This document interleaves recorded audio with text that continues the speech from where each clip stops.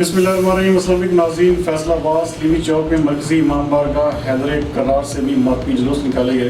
فیصل آباد سے ہمارے ڈویژنل بیورو چیف میاں اعجاز اسلم کے مطابق فیصل آباد ستیانہ روڈ جامع شورا پر ماتمی جلوس نکالے گئے۔ عزاداروں کی بڑی تعداد نے ماتم کیا۔ لنگر کا بھی وسیع انتظام اس موقع پر کیا گیا تھا اور جگہ جگہ پانی اور مشروبات کی سبیلیں بھی لگائی گئیں تاکہ لوگ لنگر اور مشروبات کے تبرک سے بھی استفادہ ہوں۔